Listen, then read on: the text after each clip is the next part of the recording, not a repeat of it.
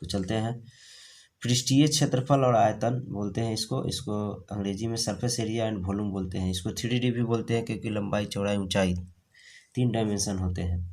पहला हम लोग को पढ़ना है घनाभ, जिसको क्यूबाइड बोलते हैं। इसका एग्जाम्पल होता है सलाई, पुस्तक, बक्सा, कमरा। इस तरह के वस्तु होते हैं जिसको हम लोग घनाभ के आकार के रूप में देखते हैं। इसका ये फिगर आप देख सकते हैं, ये लंबाई हुआ और ये वाला भाग चौड़ाई हुआ और ये ऊंचाई हुआ, और ये तिरछा जो दिखाई दे रहा है ये विकर्ण है जिसको डायगोनल बोलते हैं। तो इस तरह से इसका नाम है। और इसका क्षेत्रफल जो होता है, कुल पृष्ठीय क्षेत्रफल 2 इंटू लंबाई गुने चौड़ाई प्लस चौड़ाई गुने ऊंचाई प्लस ऊंचाई गुने लंबाई। इसको अंग्रेजी में इस तरह से बोलते हैं, S बराबर 2 into LB plus BH plus HL। उसी तरह से फिर क्या होता है, पार्श्व पृष्ठीय या चारों दीवारों का क्षेत्रफल। वो क्या है कि रूम का चारों दीवारों का क्षेत्रफल निकालते हैं ना, इसीलिए इस फार्मूला का यूज हम लोग करते हैं। तो इसमें फर्श और छत के क्षेत्रफल को छोड़ देते हैं और चारों दीवारों का केवल निकालते हैं, तो इस फार्मूला का यूज करते हैं।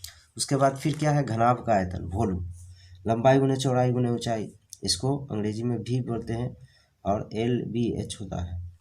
विकर्ण होता है लंबाई का स्क्वायर प्लस चौड़ाई का स्क्वायर प्लस ऊंचाई का स्क्वायर, तो इसको अंग्रेजी में L square B square H square कर सकते हैं रूट अंडर।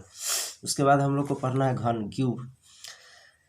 घन जो होता है पासा, वर्गाकार घर, ऐसे वस्तु घन के आकार के होते हैं और ये इसमें भी लंबाई, चौड़ाई, ऊंचाई होते हैं, लेकिन सब क्या होते हैं, इक्वल होते हैं। और विकर्ण होते हैं जिसको डायगोनल बोलते हैं, D से लिखते हैं।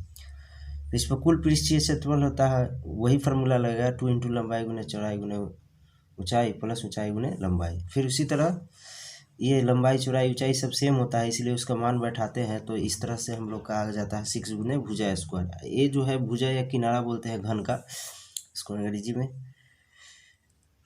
भुजा को साइड बोलते हैं। अब यहाँ है पार्श्व पृष्ठीय या चारों दीवारों का क्षेत्रफल, उसी तरह से तो इसको हम लोग निकालते हैं। तो लंबाई गुने ऊंचाई प्लस चौड़ाई गुने ऊंचाई होता है, इस तरह से बैठाते हैं तो 4 गुने A स्क्वायर होता है, जिसको 4 गुने भुजा स्क्वायर भी लिख सकता है। और फिर क्या होता है, आयतन, वॉल्यूम, लंबाई गुने चौड़ाई गुने ऊंचाई, इसका सब सेम है, इसीलिए क्या होता है एक क्यू यानी कि भुजा क्यू। उसके बाद होता है विकर्ण। ये विकर्ण देख सकते हैं, लंबाई का स्क्वायर, चौड़ाई का, ऊंचाई का स्क्वायर, तो सब क्या होता है ए ही होता है, इसीलिए √3 A स्क्वायर रूट में हो जाएगा और उसका रूट से A स्क्वायर निकल जाएगा, तो √3A या √3 गुने भुजा। आगे और भी कुछ, अब हम लोग कुछ मुख्य बातें कर लेते हैं जो घन या घनाभ से संबंधित है। इसमें फलकों या सतहों की संख्या क्या होती है, बराबर होती है, घन या घनाभ दोनों में। उसके बाद किनारों की संख्या 12 होते हैं, शीर्षों की संख्या 8 होता है, इससे पहले भी हमने बताया था, ये याद रखने की ज़रूरत है, ऑब्जेक्टिव सवाल इससे आते हैं। विकर्णों की संख्या 4 होता है दोनों में, और प्रत्येक भुजा को K से गुना करते हैं तो उसका क्षेत्रफल K स्क्वायर गुना हो जाता है, और उसके बाद आयतन को क्या हो जाता है, KQ गुना हो जाता है। और ये इंपॉर्टेंट चीज़ है जिसको याद रखना, घन के सभी भुजाएं या किनारा क्या होते हैं, बराबर नहीं होते हैं, जबकि घनाभ के, जबकि घन के सभी भुजाएं या किनारा क्या होते हैं, बराबर होते हैं। अगला हम लोग का है बेलन, सिलेंडर, रोड रोलर या वृत्ताकार पाइप या गैस। आप देखते हैं ये बेलन के आकार का होता है, ये आप देख सकते हैं ये बेलन है, इसमें 2 वृत्त लगा हुआ है ऊपर नीचे से, ये हाइट है, ऊंचाई, और ये त्रिज्या है। तो इसका वक्र पृष्ठ क्षेत्रफल जो होता है 2πRH होता है, इसको A से लिखते हैं।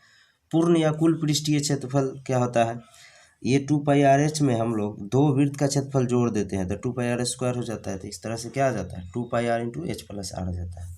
आयतन होता है πr² H, जो वृत्त के क्षेत्रफल में हाइट से गुना कर देते हैं तो निकल जाता है। उसके बाद खोखला बेलन है, आप देख सकते हैं ये खोखला बेलन है, इसके अंदर भी एक बेलन है और एक बाहर है। तो इस तरह के जो खोखला बेलन होते हैं वो पाइप होते हैं।